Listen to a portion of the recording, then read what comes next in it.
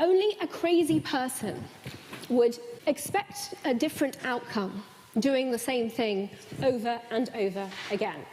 And that is the true challenge here, ladies and gentlemen. To explain to generations of Israelis who have seen every concession lead to blood on the streets and every sign of weakness lead to waves of terror attacks, to explain to them that for some reason, next time would be different. UK lawyer for Israel, Natasha Hausdorf, went to the Cambridge Union, a hostile environment, to say the least, to debate, should Israel give away land for peace? She did a great job silencing the room and the opposition, and just check out what she does at the Cambridge Union. Epic.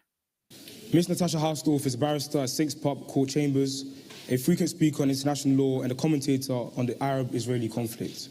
She clerked for the late Chief Justice Miriam Noor, President of Israel's Supreme Court, and was a fellow at Columbia's Law School's National Security Law Program. Natasha read law at Oxford University, qualified as a solicitor at Skadden, and subsequently gained an LLM from the Tel Aviv University, specializing in public international law. Ms. Natasha Hausdorf, you have the ears of the House.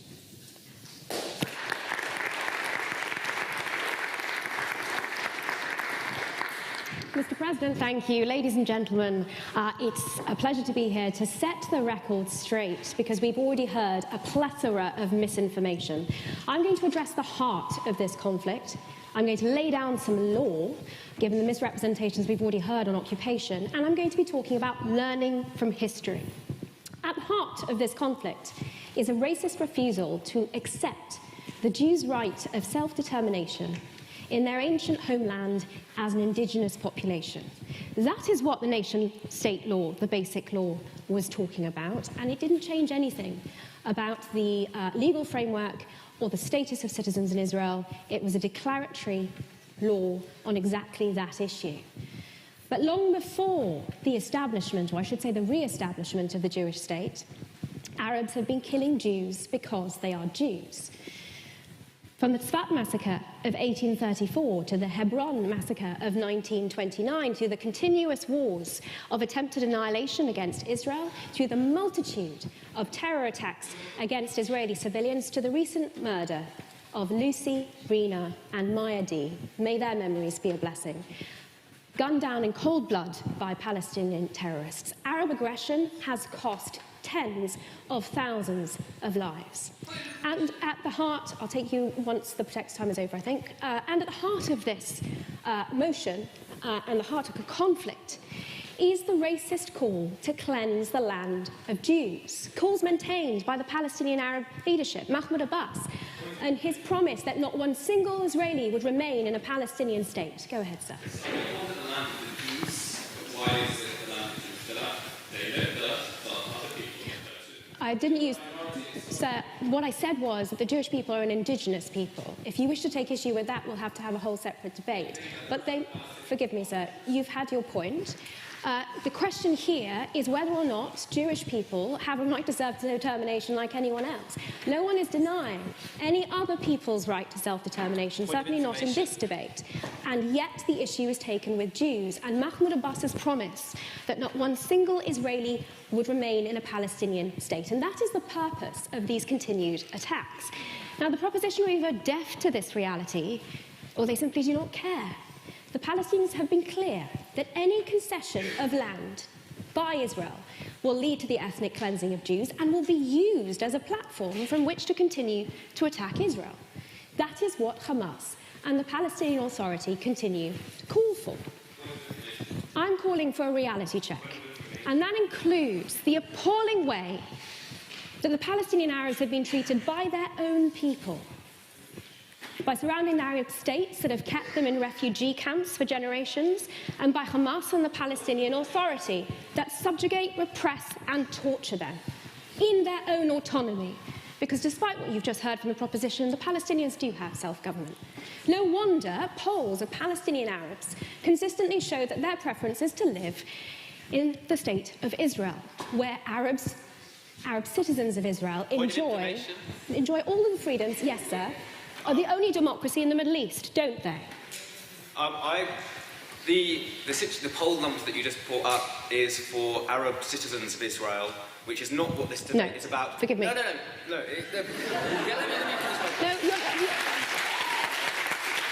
I'm sorry, you've had a chance. You're incorrect, sir. The poll numbers I'm talking about are of Arabs living outside of Israel who would rather live in the only democracy in the Middle East as free citizens than under the repressive, brutal regime of the so-called moderates in the Palestinian Authority. I'm limited on time, sir.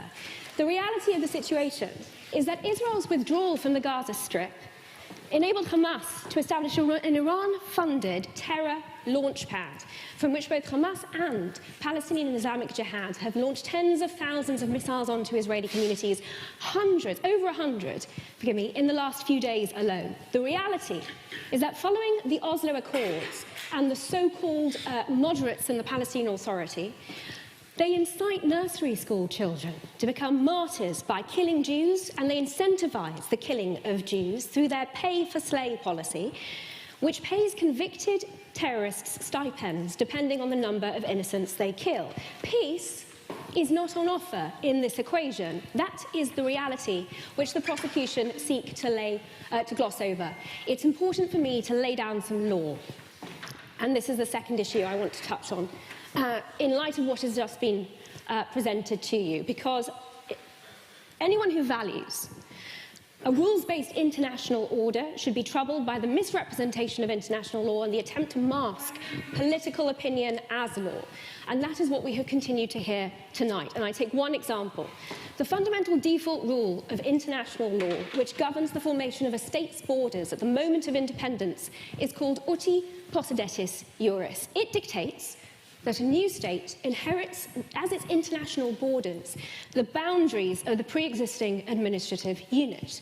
Now, the fundamental rule is universally applied. It was applied in South America, in Africa, in Asia, at the disintegration of the former communist federations. And it is applied to states emerging from mandates. Syria, Iraq, Jordan. It applies in the same way to Israel at its declaration of independence in 1948. Now, another fundamental rule or principle of international law is its equal application. You cannot have a general rule and an exemption for a country that you don't like very much or you have some political or ideological opposition to. That is not how any respectable, reasonable legal system can operate. The equal application of this rule tells us that in 1948, Israel's border ran along the eastern boundary of the Mandate. It included East Jerusalem and Judea and Samaria, later called the West Bank. In 1948, in a war of annihilation that was waged on Israel, Jordan occupied that territory and ethnically cleansed it of its Jews. And in 1967, in another war of attempted annihilation waged on the Jewish state, Israel recovered that territory. Now, let's consider a parallel example in international law, seeing as the proposition had brought the subject up. Ukraine's borders were formed under the rule of uti possidetis juris. That is why there is international consensus that Russia has occupied Crimea from Ukraine. Now, as Ukraine continues to push Russia back, if it were to recover Crimea in the same way that Israel recovered the West Bank from Jordan in 1967, would anyone here really accuse Ukraine of occupying Crimea? Of course not.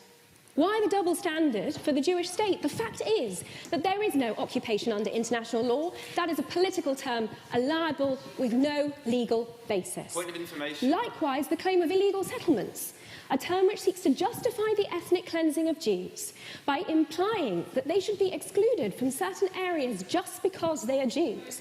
While Arab citizens of Israel enjoy every freedom in the Jewish state, not a single Jew.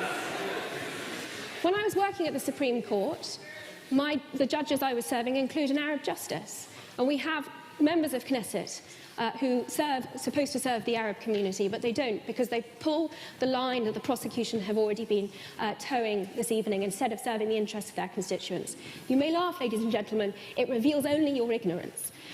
While Arab citizens of Israel enjoy those privileges, not a single Jew is permitted in Palestinian-controlled land because of the racist policy that it must be free from Jews, or a term which some scholars of modern European history may be familiar with in this audience, Judenrein. Finally, ladies and gentlemen, let's learn from history.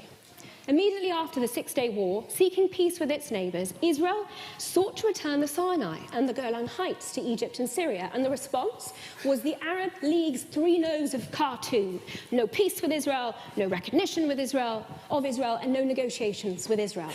But over time, some of Israel's neighbours came to accept the reality of its existence, and Israel has been willing and able to make peace where it had a serious partner. A peace treaty with Egypt in 1979, a peace treaty with Jordan in 1994, and of course the phenomenal achievement of the Abraham Accords, normalization agreements with the United Arab Emirates, Bahrain, Sudan and Morocco. Peace for peace. That's an idea. Now, of course, some in the Middle East have not given up the goal of annihilating Israel, and that hasn't changed for 75 years. And don't be deceived. Calls for a one-state solution or the so-called right of return are both synonymous with the destruction of the Jewish state. And these calls for surrender by Israel of more land seek to achieve that same ultimate goal. You're out of time, sir, I'm afraid. Now, since the Oslo Accords and Israel's withdrawal from Gaza, Palestinians have autonomies in the West Bank and Gaza, and both have become enclaves for terror. Only a crazy person would expect a different outcome doing the same thing over and over again. And that is the true challenge here, ladies and gentlemen. To explain to generations of Israelis who have seen every concession lead to blood on the streets and every sign of weakness lead to waves of terror attacks, to explain to them that for some reason, next time would be different. Think about that when you think about pressuring Israel. A vote for this motion is a vote for further enclaves of terror and for the ethnic cleansing of Jews. If you stand against further bloodshed, then you stand with the opposition.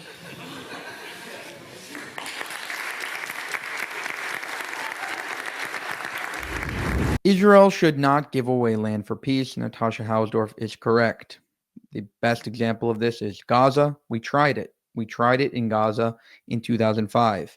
Israel withdrew thousands of Israelis from the Gaza Strip and said, listen, Palestinians, your life is your own. Figure it out.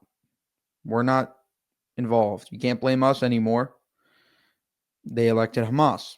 Hamas then started war after war after war after war with Israel. 5 wars since 2005. And so it didn't work. It's still going on right now. In case you haven't noticed, Israel's still in Gaza, still fighting every single day to extricate the terrorists from Gaza. So when Israel gives away land to the Palestinians, to the Arabs, they use that land to attack Israel through tunnels, through building rockets, all of these measures that they take the second they receive anything from Israel, whether it be land, money, anything. So it's not a good idea.